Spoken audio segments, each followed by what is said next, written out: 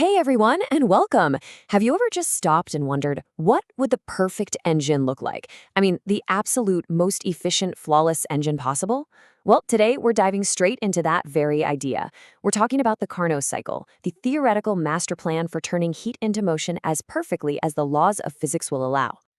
So, here's the game plan for our journey today. First, we're going to explore this whole quest for perfection. Then, we'll look at the blueprint for an ideal engine. From there, we'll follow a tiny packet of gas on its wild four-stage ride.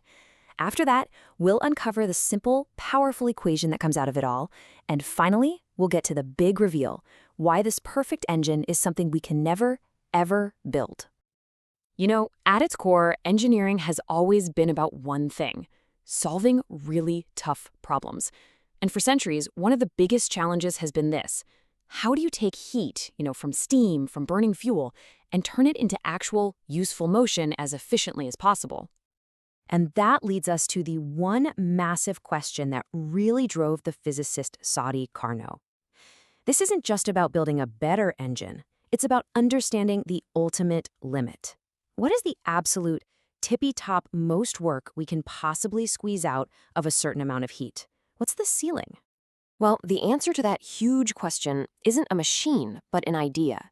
It's a theoretical model, an idealized engine that basically sets the gold standard for everything else. So let's take a look at the blueprint for this perfect engine, the Carnot cycle. Right, so here's the most important thing to get. You can't go out and build a Carnot engine. It's a thought experiment. It's a benchmark that shows us the maximum possible conversion of heat into work if everything were absolutely perfect. Think of it like the perfect score that all real engines, from the ones in our cars to the massive ones in power plants, are graded against. And what's kind of wild is how simple this setup is, at least in theory.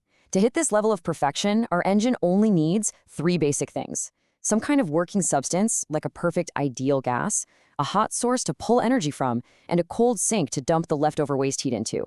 The real magic, though, happens in 4 reversible stages. And reversible just means that each step is so flawless, so perfect, you could run it backwards without losing a single drop of energy. Okay, let's get to the heart of it. We are going to follow one single mole of ideal gas as it goes on a journey through this perfect engine. You can imagine it's like a tiny little energy courier, picking up a package of heat and delivering it as work. This whole journey is a loop, and it's made of 4 very distinct steps. You've got 2 expansions, that's where our gas is doing the work, and then 2 compressions, which is where work is done on the gas to get it ready to go again. Let's break them down one by one. So our trip kicks off. The gas is hanging out with a hot source, it soaks up a bunch of heat energy, and that energy makes the gas expand, pushing on a piston and doing real useful work. We call this isothermal expansion because the temperature is held perfectly constant the whole time. Okay, now for step 2, we completely insulate the gas. It keeps expanding and doing work, but this time there's no more heat coming in. It's basically running on its own internal energy. And because of that, the gas cools way down, dropping from that hot temperature all the way to the cold temperature. That's what we call adiabatic expansion. All right, the work phase is done. Time to reset the system. Now, a piston starts to compress the gas.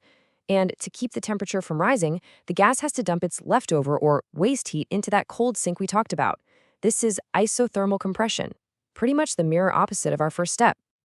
And for the grand finale, we insulate the gas again and compress it even more. Now, with nowhere for the heat to go, all the energy from that squeezing goes right back into the gas, raising its temperature all the way back up to where it started. And boom, the cycle is complete. The gas is in the exact same state as when we began, ready to do the whole trip all over again. So, what's the whole point of this elegant little 4-step dance? Well, after all of that complex physics, the final result, the big takeaway, boils down to a shockingly simple and powerful equation that tells us exactly how efficient this perfect engine can be. And there it is. That's the Carnot efficiency formula. That little Greek letter eta just stands for the maximum possible efficiency. And just look at how simple it is. It doesn't care what gas you're using or how big the engine is. The only things that matter are the temperature of the cold sink, TC, and the temperature of the hot source, TH. That's it. It's beautiful. And just to be super clear, when we talk about efficiency, here's what we mean. For all the heat the engine sucks in from the hot source, what percentage of that heat actually gets turned into useful work? The rest?